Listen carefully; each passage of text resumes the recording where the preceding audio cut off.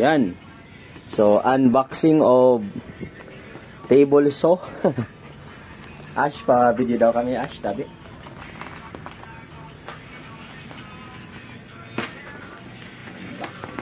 Ito bang katong mo sa na?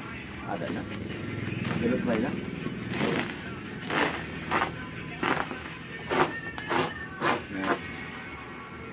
Table saw. Atin ang pistisan. So, ang brand niya, Bush. So, mas madali na ang pag-imo naman sa mga box, sa Peace Wi-Fi, box sa Gcash machine, sa tanan na klaseng Bindo machine.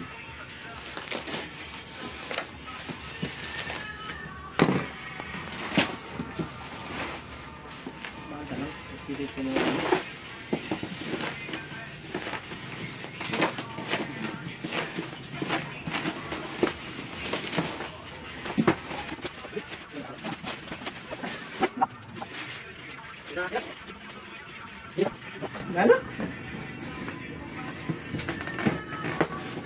Yan. Uy. Guys. Baliktad. Bush. GPS 254 professional. Pero kami po ay hindi professional. Bago pa lang. Yan. This one. Table. Tin. May isa sa tin. Ninan. Tin. Tin. Tiil. Okay, tiil daw. Tiil. Tibol na eh. Tibol. Oh.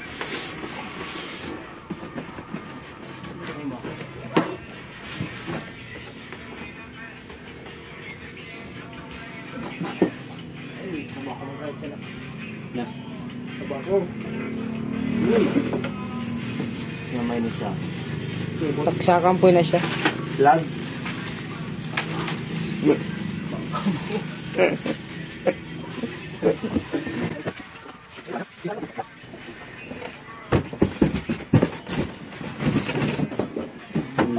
Patang-ta. Yan. Ang ganda daw ito, brush. Ang ganda.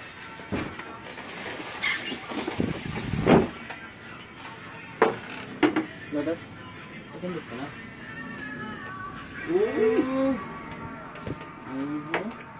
Nagpala na siya. Wala pa siya naman. Oh. Kubulong ta. Kubulong ta.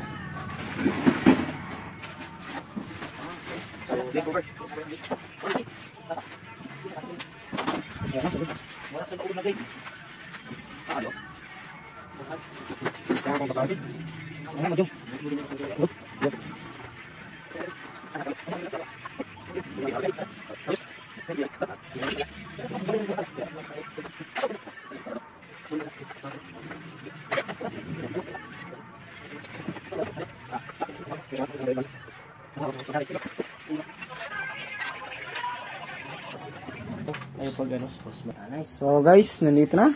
Papatayin na nila. Okay. Binabigyan mo? Okay. Nandito na guys. Iyon. Iyon. Yan pala. Wow, may eskwala. Ikaw man? May bili natin. May natin set? Oo. Ay, siya ako. Huwag yung kapasya.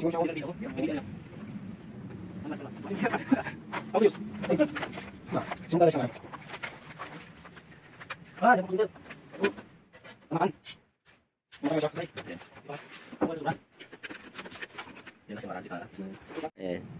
So, yan na po. Nalagay na namin yung stand ng Bush. Nalagay na yung stand. Ganyan na po siya. Ayan. Ayan. So, ito yung adjustan kung mag-slant yung blade or straight siya to slant, tapos pataas kag pababa. Yan po siya, no? Tapos ito naman po yung lock sa table. So i-release natin. Itaas. Pag tinaas na, pwede na to Yan. Pwede na siya ma-pull, mahila, no? So, lock. Yan. Ibaba mo. Ayan. So, pag nakababa, hindi na siya mahilan. Okay. Tapos, so may blower din siya. Yan. Pero walang kasamang hose. Kailangan mag-provide ng ano. Sa washing. Yan. Pwede na siguro rin sa washing. Ayan. Gaya ng tools. Tapos, ito yung plug niya. Yung power button niya, and bright. Naka-save. Okay. So, adi ang power button niya. Kasi may reset button eh. Ayan. So, ito yung mga kasama niyang gamit. No? Ayan, no? So, stand sa niya, sa tail niya. Sige daw, Bray. Paano na tayo? Dito yan. Ayan. Ayan. So, dagdag addition para mas stable. Okay. Next. Itong parang siya, parang blade cover. Sige, Bray. Ayan. Tapos may dalawang tools. Ito lang yung tools na kailangan nyo dito sa operation na to. Tapos ito yung kasama din na ganito para sa kung slanting or yan medyo diagonal yung pag-cut nyo ng kahoy or plywood. Ayan. Sige daw, tabutan. Ayan. So ilalagay namin tong yung blade. Hindi to blade, cover ng blade. Stopper. Yan, para stopper din siya, no.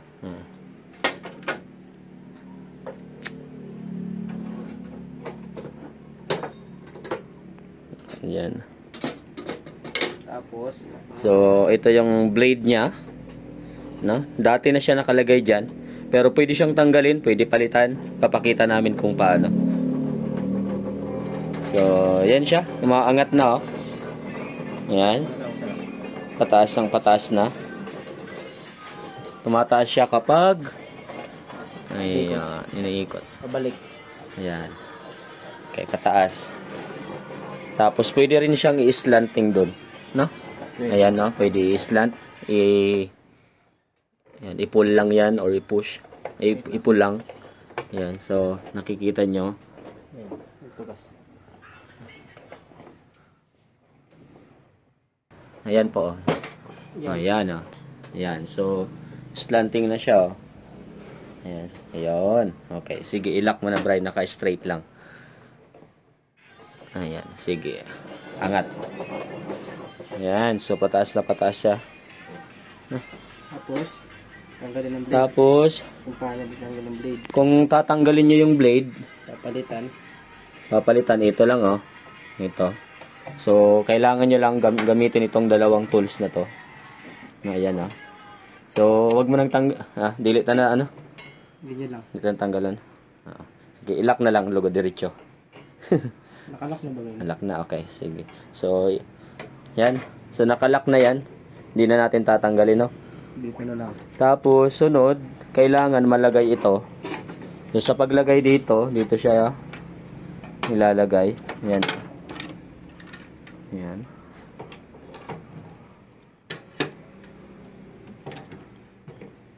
Yan. Tapos, higpitan lang yung tornilyo.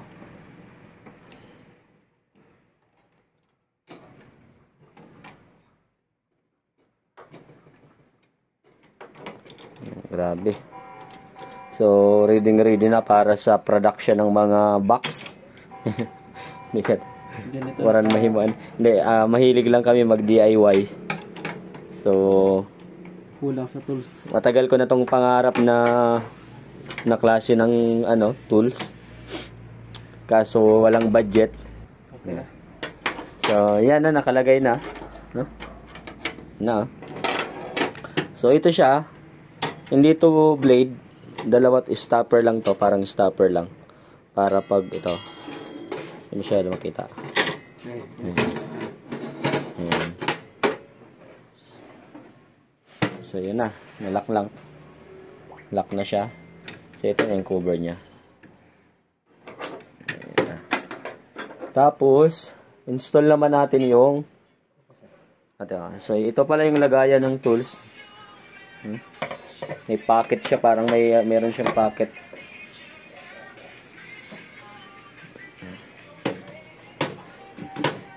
Sunod.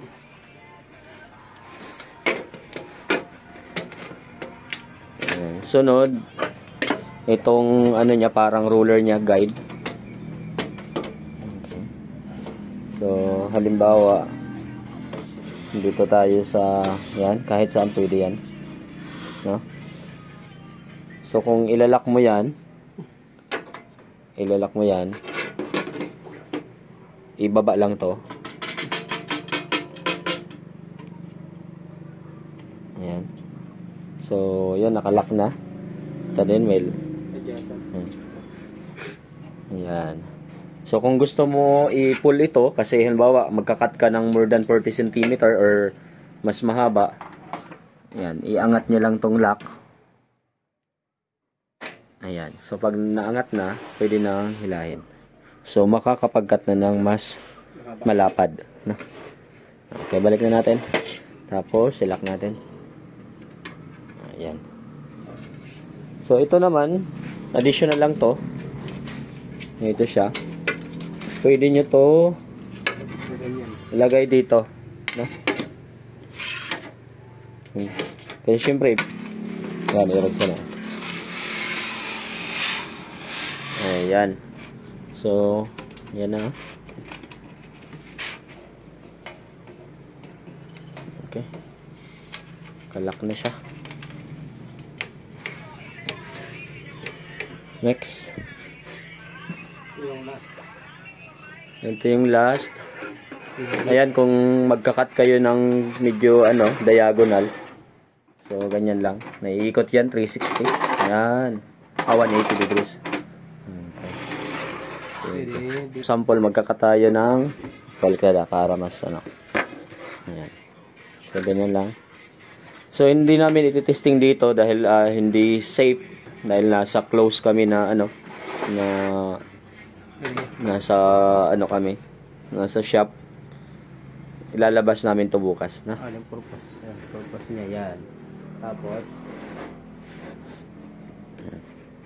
so kung magkakat, hindi mo na mahila, no? Kasi nakalak na. So, tapos pag nakaabot na siya dito, bawa na. Yan. Hindi yan basta-basta na Hila. may hila pabalik dahil mayroon ng parang stopper dito. Kailangan mapush talaga yan. No? Bawal ibalik. Mapush talaga yan.